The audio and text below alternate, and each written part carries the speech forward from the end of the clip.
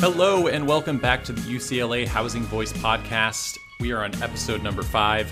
I'm Shane Phillips, Housing Initiative Project Manager for the UCLA Lewis Center, joined by co-host Dr. Mike Lenz, Associate Professor of Urban Planning and Public Policy at UCLA and Associate Faculty Director of the Lewis Center. The Housing Voice podcast is about bringing timely and important housing research to a broader audience. We're here to talk to the researchers themselves about what they've learned, what it means, and how we might apply their findings to make our cities more affordable and more equitable. If you haven't already subscribed to the podcast, please do. You can find us just about anywhere. And be sure to give us a rating if you like the show. I'm not going to say rate, review, and share, just rate. That's my one ask of you today. Maybe next week it'll be review. I'm trying a new strategy here. Just ask one small thing at a time. This time it's a rating. So simple. We appreciate you. With all that out of the way, let's just get started.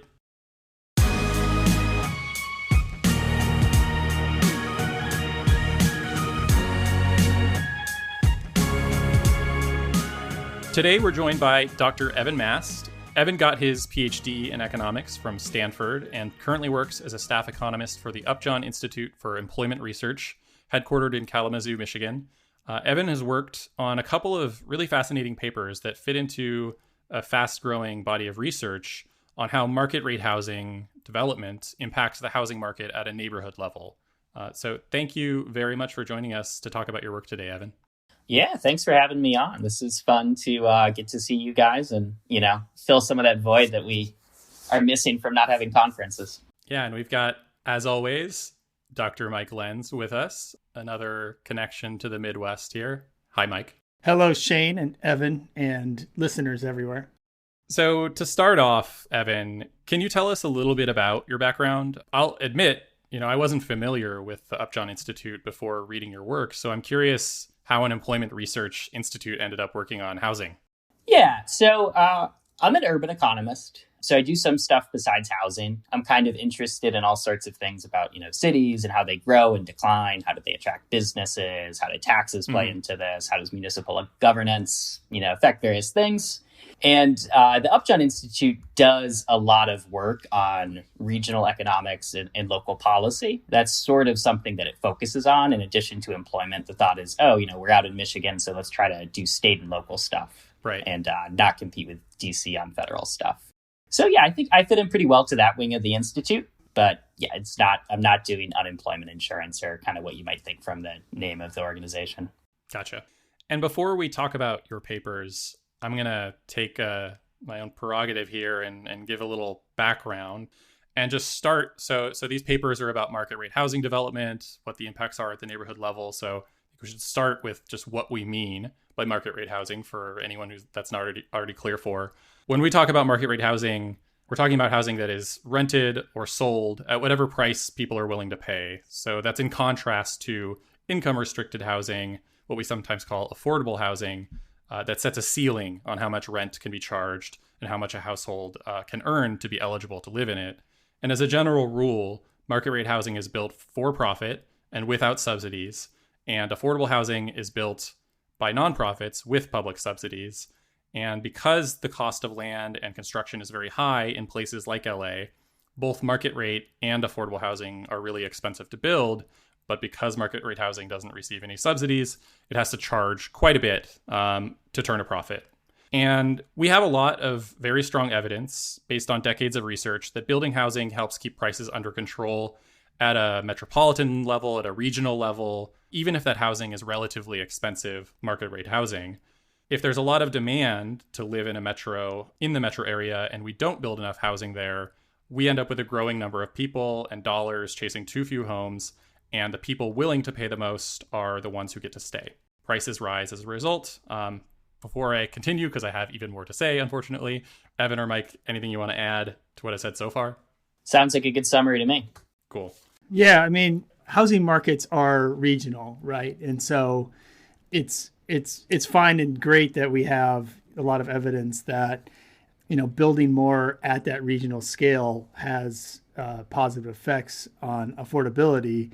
But we also don't build regionally necessarily. We don't administer zoning and other mechanisms to build on a regional scale. And these decisions are all are often very hyper local, right? And right. so it's really important that we know this neighborhood story. Yeah, and that's a good lead in. So what remains an open question in the research is how market rate development affects housing prices at the neighborhood level. So with, down the street, across the block, whatever, there's a concern, and I think this is a valid concern, that if you build a new market rate building in a neighborhood, especially a poor or working class neighborhood, that you may be doing something positive for regional or metro area affordability, but actually harming in some way that local community. You're adding supply, and that's helping relieve the pressure in the overall market, but you're also changing the community in a way that might make it more desirable and cause more people to want to live there, or signal to the existing landlords that this is an up and coming neighborhood. And, as a result, they might want to raise their rents. There's a supply effect that lowers prices by increasing supply, and a demand effect or amenity effect that raises prices by making the nearby area more desirable. And the question is, which of these two effects is stronger at that neighborhood level? Answering that question empirically requires data on the rents of individual units and buildings, and until recently, that wasn't really available to us. But new data sources and the use of things like Craigslist ads and Zillow data have made that possible, and that brings us to Evan's work. So as I mentioned, Evan, you actually have two papers that we're talking about here today. One authored just by you, and the other co-authored with Brian Asquith and Davin Reed. The latter of those two papers is titled Supply Shock versus Demand Shock: The Local Effects of New Housing in Low-Income Areas. And I'd like to start with that one because, as the name suggests, it deals directly with this supply effect versus demand effect question. So can you just start off by giving us an overview of what you and your co-authors studied and what results you found, starting maybe with the impacts on rents? Yep. Yeah, so that was a really good description of the setting and kind of the question that we're trying to get at. So our goal was to test this idea empirically, see, do big new apartment buildings in low income areas actually kind of counterintuitively raise rents nearby? Or is it the opposite story? We see, okay, well, we added supply and now rents are going to go down. So what we did is we got together a sample of big apartment buildings, which are over 50 units. So that's big, but not huge. That could be like a 4 or 5 story building in big cities. So I think there are 13 cities in our sample, and you should think of kind of roughly the 13 biggest in the US. And our results suggest that rents do not seem to go up faster near these new buildings. So that doesn't mean the new buildings make rents nearby actually go down, like from $2,000 to $1,900. It means that rents nearby seem to go up more slowly than in a comparison group or a similar set of apartment buildings. Right. So to do that, we kind of take this like treatment control approach where we say, okay, we're going to compare the area within a couple blocks of the new building to some areas that seem like they're similar and where apartments should be, following similar rent trajectories. So the two kind of control groups or comparable areas that we use. One are apartments that are maybe like a 5 to 10 minute walk from the new building, so slightly further away than the treatment group that we think is most affected. Mm-hmm. And the other group are apartments near sites that were later developed into big new apartment buildings. Okay. So the idea is that these are going to be similar to the area near the new buildings because, look, one's in the same neighborhood. The other one was apparently similar enough that it eventually got a similar type of building. And when we do this comparison, at the end of the day, we find that the rents in our treatment group are about 5 to 7% lower than the rents in those control groups. Mm-hmm. So it seems like, these buildings actually do lower the rents nearby. It's not this counterintuitive story, at least on average. Right. And you note that compared to neighborhoods without a new development, the neighborhoods where market rate construction occurred generally experienced faster growth in the college-educated share of the population and incomes prior to the project coming in. Can you talk about how you interpret those findings? I feel like that's a really important part of this, actually. Yeah, I mean, probably the simplest way to say it is that, these new buildings are following gentrification. They're not leading it. Mm-hmm. And I mean, I think for one, that explains part of our findings. These buildings are going into areas that are already changing. So this marginal change of adding whatever it might be, 80 new high income people isn't such a huge deal that it kind of changes the neighborhood's position and, in the metropolitan area hierarchy, or really changes the businesses that are looking to locate there. And I mean, I also think this makes sense. We're talking about, pretty big buildings that, take some capital to get off the ground, that requires some time to get planned and approved. And also, a developer has to be able to get high enough rents to actually cover the cost of construction. So they're going to need an area where there's some indication that they can get rents like that. Yeah. So yeah, I guess I think that this is sort of an intuitive part of the paper. And I also think that it highlights that we're studying one type of building in this paper. It's, big new rental apartment buildings. Mm-hmm. And I think that's a reasonable thing to look at, because this is where the issue comes to a head a lot of the time. If you got to a community meeting or reading the local newspaper, and a lot of the time it's the type of building that people have in mind when they're pushing for upzoning or transit-oriented development or something like that. But, we do want to note that maybe it's a different story for a small-scale renovation, or if you put up a duplex, that's not what we study. Mm-hmm. Mm-hmm. Yeah. Yeah, and this is really interesting. I think there's a couple things that we're hitting on here. I think one is this fact that people see cranes and they see big buildings, and somewhat simultaneously they hear about their rent going up, right? And so there's this kind of temporal causal chain that we're really trying to understand, whether we really have this right, or whether people generally have this right or wrong. Is it the crane that really has anything to do with it? Is it the big building that has anything to do with it? Or is the big building, of course, a response to these rising rents, or the hope of rising rents if you're a developer? And then the other, maybe a more pointed question for you, Evan, which, I know the methodological challenges in knowing this are huge. And I don't think you can fully speak to this, but you're very smart on this issue. Do you think we probably have both a supply effect from a building like this and a potential demand effect from a building like this? And that one way to interpret your findings is that this supply effect, which should reduce prices, is overcoming this demand effect that people think will increase prices, because this new building provides something to this neighborhood in terms of new residents, a signal for new demand. Do you have any thoughts on that comparison? Yeah, I think it is a really good question. If these positive amenity effects actually exist, is there actually this push from the new buildings? There's, now there's going to be a grocery store, there's going to be whatever type of restaurant. The only direct evidence on this I know is from Shouty Lee's paper on New York. And she finds something about more maybe restaurant permits. It might even be sidewalk cafe permits. I don't know what she was able to access, but some measure of that does go up near a new building. Mm-hmm. So she finds some evidence of an amenity effect. I can tell you that when people want to push back on this paper, a lot of time what they'll tell me is, oh, your negative effect is because this building has negative amenities and people don't like it. Which might be true. It's interesting that sort of the one thing we could say about these big buildings is that they excite people's emotions. They feel one way or the other about them. But they feel strongly.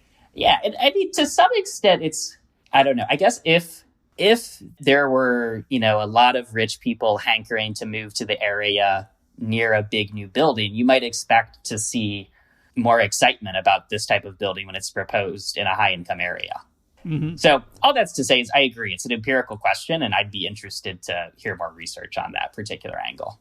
There's also, correct me if this is not really related, but Rebecca Diamond's paper where she looked, I think, at affordable housing specifically and found actually that prices near those developments went up. Am I remembering that general finding correctly, or is there more to it? There's a little bit more to it. So she finds that when you put a low-income or LIHTC building into a low-income neighborhood, that tends to increase home prices nearby, whereas you have the opposite effect in a high-income area.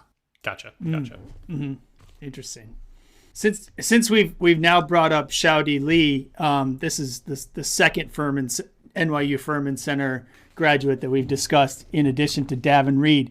And I need to note that, or give a shout out to Davin. He's fast becoming the best housing researcher that graduated from Macalester College and NYU with a public administration PhD, overtaking me. And maybe there's others that I don't know about, but good job, Davin.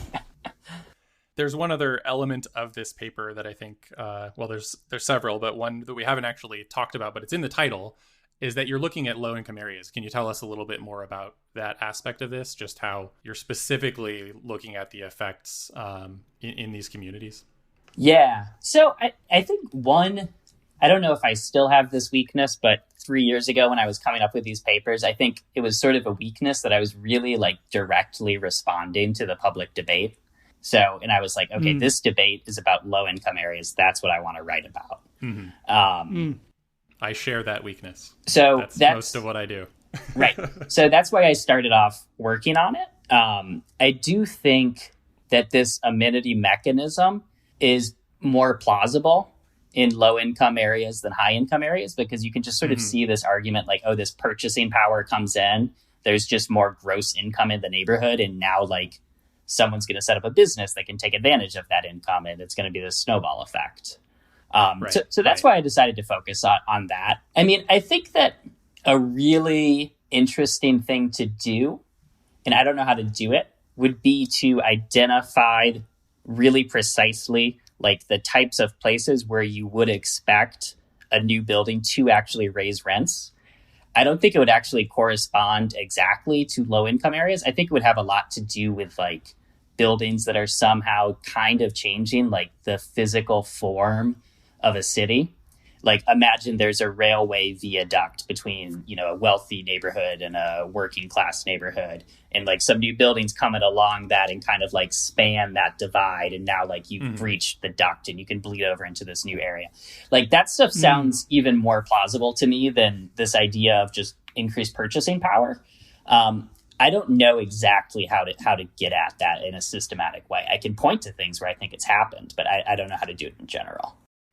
Yeah, that reminds me of some work that Dan Hartley and some others were involved in, where, you know, they really find strong evidence that your most gentrifiable or gentrifying neighborhoods are really most likely to be next to neighborhoods of high income or more established neighborhoods. So like, I mean, maybe that's kind of what you're talking about, right? Where these border, you know, there once were borders, whether they were, you know, cultural, social, or physical, and, you know, the forces of change kind of often bleed, or sometimes, and perhaps, you know, bleed over or across those borders, and certainly in unpredictable ways, of course, which is what makes so much of this policy so hard. Totally agree. And to get into more critique here, just to like poke at things as much as we can, the Zillow data, in any data you pick for this kind of thing, I think there are questions with it. You used Zillow listings to determine the rents of nearby buildings. And I think that Zillow, from what I understand, can be sort of skewed somewhat toward the higher end of the market. So you're not necessarily capturing all of the housing units. How confident, or how do you know that what you found here based on the data that was available to you is really representative? Yeah, so I agree. I think this is a general problem with rents data. I think that we need, and I mean, maybe it's just, you know, you need the government to come in and run some kind of survey that gives you a better measure of rents. But I think like a really reliable, granular source of rents would be a really helpful thing for the literature to have. For the listeners, the UCLA Lewis Center recently hosted an event on rental housing registries featuring Assembly Member Buffy Wicks and Catherine Bracey of the Tech Equity Collaborative. We'll make sure to put that in the show notes, but that would be one way to really universally capture rents in a community. Go on, Evan. Yeah, that sounds great. I just learned we have a similar thing in Kalamazoo. You've got registered landlords, and I don't know if the city collects rents, but they could. Yeah. So anyways, to actually get to your question, I think like the Zillow rent probably does skew a little bit high. I don't think it's like divorced from the average in the in the neighborhood. Mm-hmm. Mm-hmm. We do a little more to like show that formally in some revisions that we're doing to the paper. So hopefully you'll be able to see that soon. But I want to say it's numbers. I don't want to give you anything off the top of my head, but it's sort of, I guess a way to put it is like the mean in the Zillow data is probably not going to be that far from the mean in the overall data. Gotcha. Is there a segment that's just not showing up in the Zillow data? Maybe. And that's why we kind of bring in we bring in some migration data and try to bring it in, an alternative way to measure what the effects on that part of the market might be. Yeah. And that is another good transition because you did look at migration. And I think this is a really useful complement to the other findings in the paper.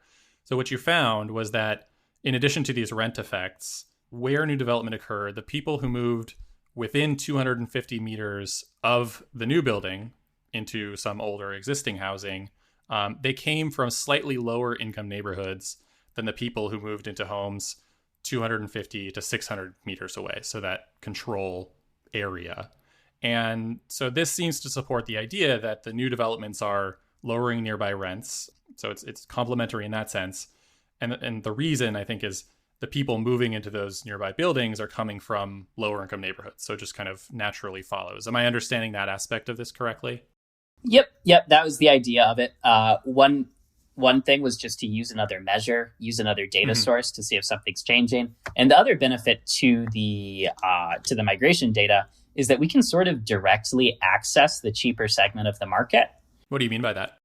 So we can look at how many people move into the nearby area from like a really low income neighborhood. Mm-hmm. And that tells us something. I mean, to get into the weeds, we can't do that with our rent data because we don't observe the same unit over time. So we can't identify what is like an initially cheap apartment. So, but with the migration data, we can do it because we can say, okay, you moved in from a census tract with median income below half of the average in the metropolitan area. And that's what we find some increases in the number of people moving in from those areas. And that's why we say, like, we think this is probably lowering rents throughout the market, not just at the top. Yeah. If you had found that people were moving actually from higher income neighborhoods into the nearest area around these buildings, that would be sort of contradictory to your rent findings. It would, it wouldn't invalidate them, but it would cause you to question them a little bit more, probably. Yep, definitely. And so these results can lead us into your solo working paper, which is titled "The Effect of New Market Rate Housing Construction on the Low-Income Housing Market," which sounds very similar. It focuses more narrowly on migration, and I think it helps explain why development can lower rents at a higher level, say for the entire city or metro area. And it centers around something that you call the migration chain, which I found really, really interesting. Can you explain what that is and what it reveals in your research? Yep. I've tried to write about this multiple times, and putting it in writing clearly is very challenging. So I think having it verbally will be helpful. Sure. So, or twice as challenging. Yes. I've talked Hopefully about you got some notes. I've trotted this paper around a few places, so I've had some practice. But it's funny that you mentioned the title because I spent a lot of time trying to figure out how to title these two papers differently so that people could tell them apart. Apparently, I could have done better still. Well, you've got the supply effect and the demand effect in one, so at least it clarifies that much. Right. So yeah, the idea of this paper is to show how new units can affect the broader housing market, even when those new units are really expensive. Mm-hmm. And the idea is that the sequence of moves or this migration chain can make this link happen. So I think the easiest way to do it is to just like talk through an example with really like concrete numbers. And I tried to guess LA numbers. I'm not sure. These would be bad San Francisco numbers. We're going to find out, yeah. So, all right, suppose you put up a new building and a one bedroom goes for about $3,000 a month. Sure. All right. Those exist for sure, yes. So that's pretty expensive. If you use like our normal affordability thresholds, you need like a household income of $120,000 to afford that. Mm-hmm. So that's like twice the national median. But, suppose the person who moves into that building comes from a different one bedroom apartment, and that one bedroom apartment was like $2,200. Mm-hmm. So when that person moves out, that's going to open up a vacancy in that cheaper building.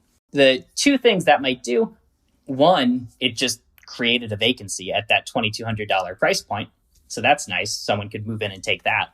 And the other thing is it just increases, I guess the two ways to put it, it increases the supply of units at about that price point, which you would think would push prices down. Or you could just say even more generally, like it kind of loosens the market at that $2,200 price point. So it's going to help out there. It's not just helping out the people that can afford the $3,000 apartment. It's also going to affect people at this like slightly lower band of $2,200. Right. And from there, you can just keep doing the same thing. And you can say, okay, the person who moved into the $2,200 apartment came from an apartment that cost $1,800. And now you're getting closer to something that, the median income could reasonably afford.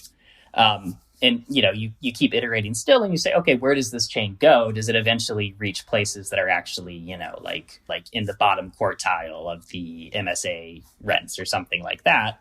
And what I do in the paper is use this pretty cool migration data where I can see like exactly where people move, like between which addresses. And I try to build out this example that I just gave you in the actual data and actually look at people living in real new buildings and say, okay, where did they move from? And then find the people living in the old apartments of the people now living in the new building and say, okay, where did they come from? And I can keep tracking that chain. And I can show you that it does look like this chain gradually moves into cheaper and cheaper areas. And because of that, it's going to kind of suck out some of the demand for, say a median income area. And it's going to make housing there a little bit cheaper. I can believe it because you're telling me and I trust you, but I find it amazing that you were able to do this with data. I can follow the concept. I could maybe like draw a map for myself on a whiteboard, but like actually going into R or Stata and like producing this just blows my mind clear off. Well, so I didn't actually, in some ways, the data provider is like idiosyncratically good at preparing the data for this project because they make this data to like worst case scenario, sell to some, spam company that's going to send pizza coupons to your house. Yeah. So they really want the mailing addresses to be good. And when the mailing addresses are really good, that makes it really easy for me to like merge and say, okay, who's living in this apartment now? And all of the street addresses match exactly. So that's a little nerdy detail for you there. And I think there's like 52,000 individuals or moves or something in this sample. It's a large number, right? Yes. It's not like a couple hundred. I have 12 cities, not including LA. Sorry. And I think I get about 700 buildings and about 50,000 people living in those buildings. Yeah. And Shane, can I just clarify one point just to make sure that folks are following along here? This is not restricting moves within a narrow geography or a neighborhood, right? We started talking about neighborhoods in the prior paper. This is, people can kind of be coming from anywhere, right, in these moves. Or is there a particular way that you restricted geography? Yeah, so this is not about neighborhoods. This is about like a metro area. So right. I'm finding, and I should say what I find is that these chains pretty frequently do actually reach low income areas. Mm-hmm. And one thing I find is that these chains also tend to spread out pretty widely across a metropolitan area. So even if you put up an apartment in downtown LA, this chain is still going to hit the suburbs because eventually someone from the suburbs is going to move into one of the apartments in this chain. And what happens after like 5 or 6 rounds of this is that the people in this chain start to be pretty representative of, the LA metropolitan area. So the percent from the suburbs starts to look like the percent of the LA area that's from the suburbs. The percent that are below median income starts to get close to 50. So that's sort of what happens as you keep going. Yeah, this sort of illustrates how, here in LA, I think the city of LA, which is, at the heart of it, probably produces, I'd guess 70 or 80% of the housing, even though we're only 40% of the population. And so it kind of illustrates how much work we're doing for the rest of the county to keep prices affordable. Not that we're doing enough and not that prices are staying affordable, but these other cities are kind of riding our coattails to some extent. And I want to be clear that what we're really talking about here, this concept of filtering. And this is, where homes become more affordable as they age. And there's a paper by Liu, McManus, and Yiannopoulos recently published where they find that housing in cities that build a lot the older homes tend to filter down to lower income households in those cities. But in cities that build very little, including LA, they actually filter up. And your paper helps explain, I think, the mechanism for that, how when new housing is built, some people move into it from older homes, and those older homes become available to someone else. A concern I often hear, I think we've all heard, is that new housing is really just attracting people from somewhere else, from other states, from other metro areas, maybe even from other countries, and just parking their money or whatever. And so it's not really opening up more affordable homes locally. How does your paper respond to that concern? What does the migration data say about that? Starting with just my paper, I find that about 67% of people in the new buildings come from the same metro area. So people certainly move from other areas, but it's not like the dominant thing. And the other thing is that, if you put up a new building in LA, some people are going to move from Cincinnati or whatever, but a lot of those people were going to move to LA anyway. Right. Yeah. So you're still reducing, the pressure on the housing market. I think you even had a tweet about this, Shane. Like if you look at old buildings in LA, 30% of the people moving to them came from outside the area anyway, right? It's not just a new building thing. I was asking this question knowing the answer. This is the secret for all of our listeners. Wait, are you saying? Question, I admit it. Are you saying that all of your tweets, Shane, are 100% correct? They're all prepped for podcasts, actually. Excellent. But that's so important, right? I mean, like 67% is a big number, and then we will never know what the 33% would have done had the building not been built, right? But we have some pretty strong reasons to believe that at least some of the 33% are going to move into that city or metropolitan area anyway, and they're going to want housing. Right. And then they're coming for your existing housing. If you can afford a market rate housing unit that was just built, you can afford most things. And so price is probably not going to be the thing that keeps you from making that move, for sure. There was one other aspect of that. I feel like it's important to reiterate the other point you made, Evan, and that I just posted about, I think, a day or two ago, how 67% might actually seem kind of low to some people, like just depending on where you're coming from. But the reality is that it's the same percent as people moving into older units. They're very similar from the data that I dug up. So it's not as though new market rate housing is attracting people at a higher, or at least a significantly higher rate. Yeah, this point drives me nuts, so I want to talk about it more. It's like the people in Boston think that if they put up a new building, all the people from LA are going to move into it. And the people in LA think if they put up a new building, all the Boston people are going to move into it. And it's just total nonsense, right? So it's like, of course, people are going to come from the same metropolitan area. And the vacant, like, parking money thing, like, surely Russian oligarchs occasionally do park money in a New York City condo. Like, surely that happens. But I'm from Milwaukee. And, I can go read the comments on a new apartment building in like kind of a scruffy area.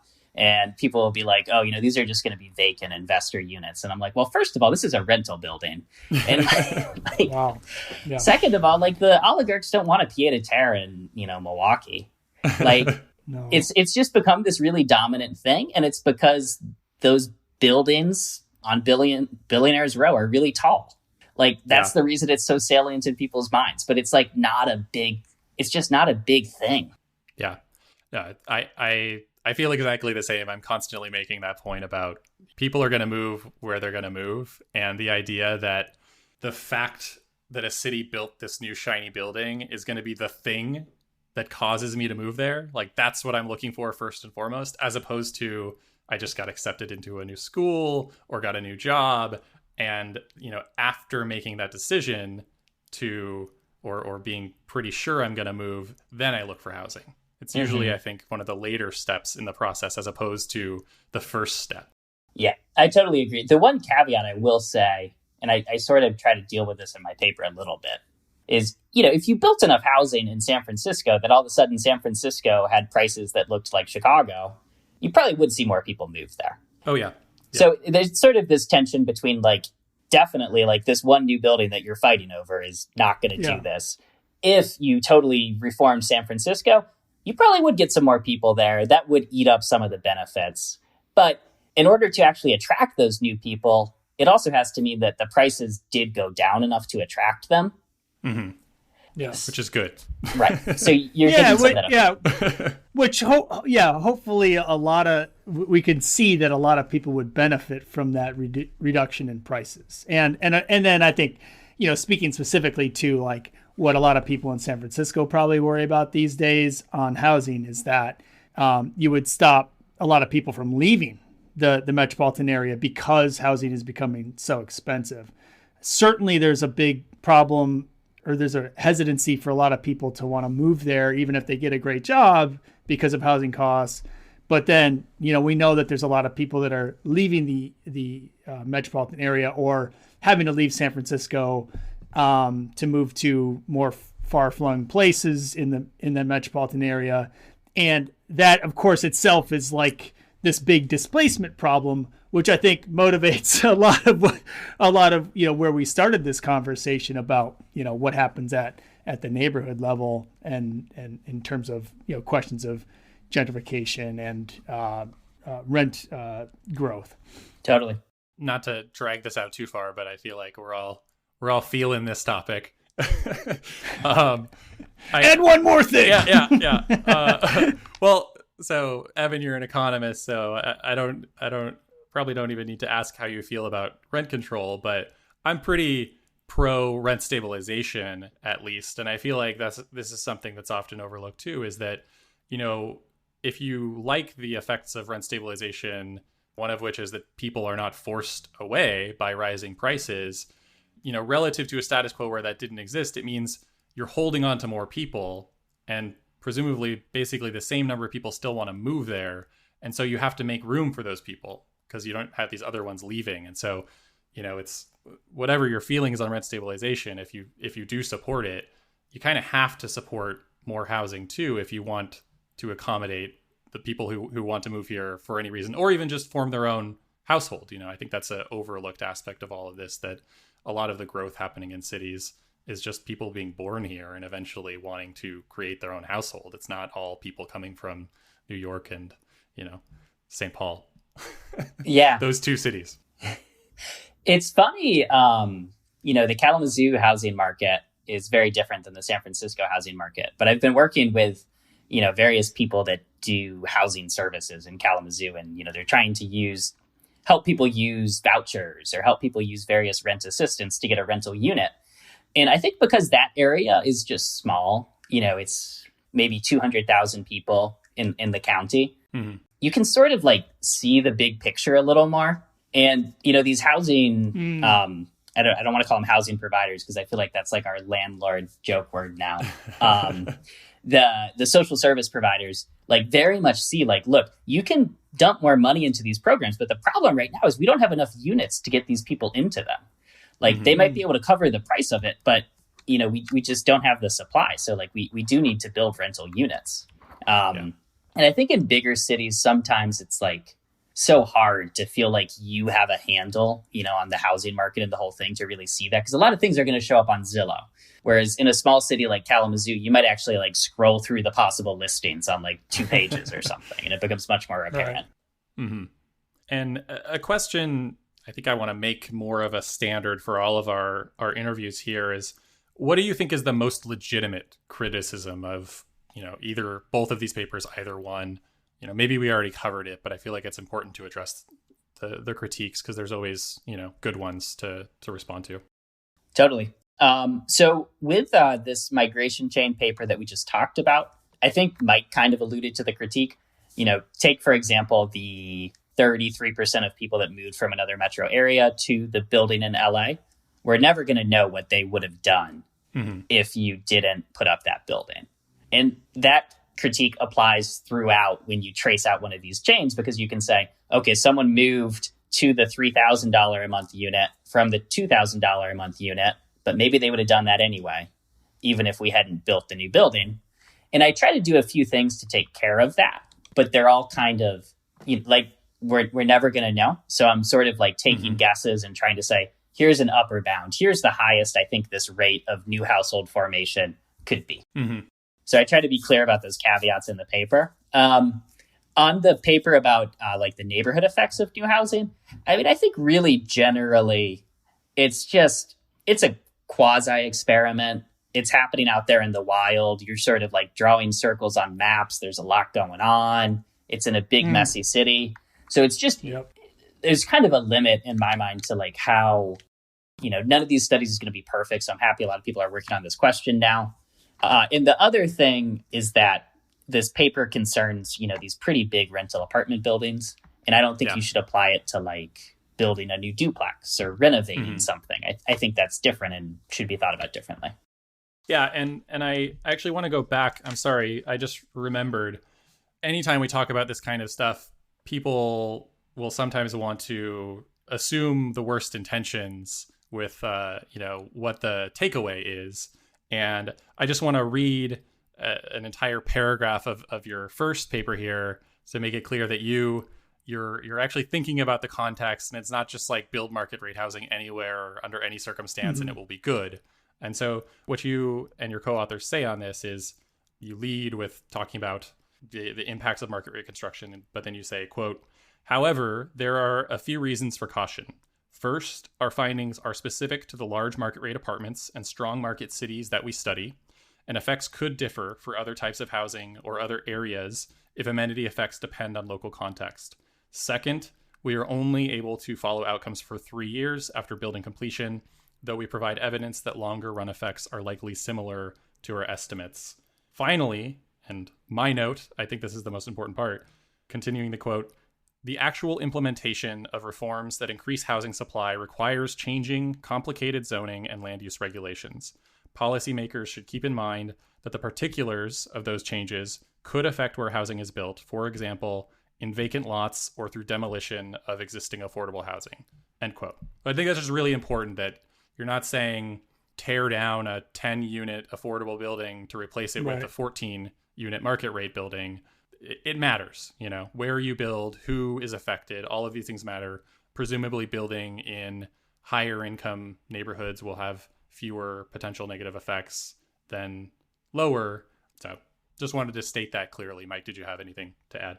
No, I that's good. I appreciate that. And as both of you were talking, I'm constantly thoughtful of like, what people want to know is like, how is this building going to affect my neighborhood, right? And especially if you're in a neighborhood that hasn't seen a lot of investment for many years, your neighborhoods of concentrated disadvantage, especially like they're very wary of like outside investment and their intentions, but like it doesn't matter how great our studies, like we can't tell people what the future holds in their neighborhood necessarily.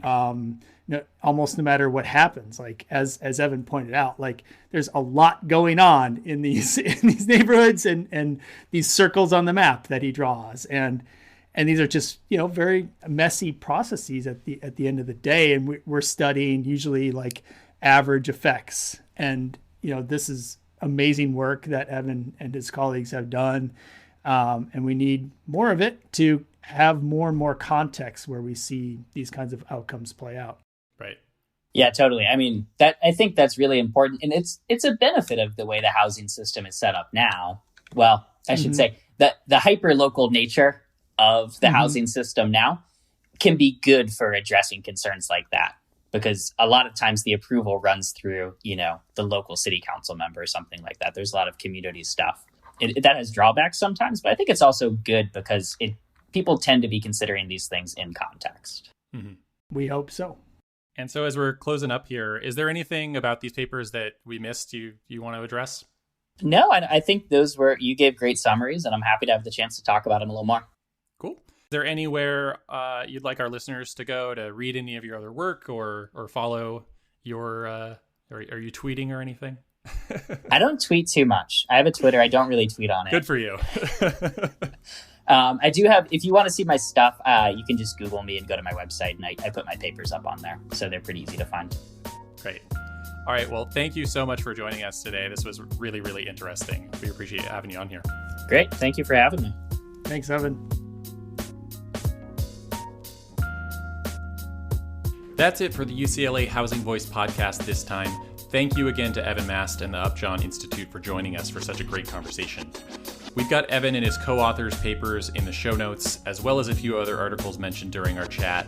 We didn't mention it during the interview, but Mike Manville, Mike Lenz, and I published a summary of multiple recent working papers that tackle this question of supply effect versus demand effect at the neighborhood level, and we've provided a link to that in the show notes as well.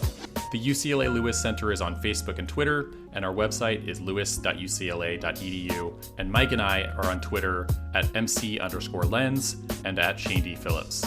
And one last time, if you like the show, don't forget to give us a rating. Just that one thing. It's all we ask. Thanks. Bye.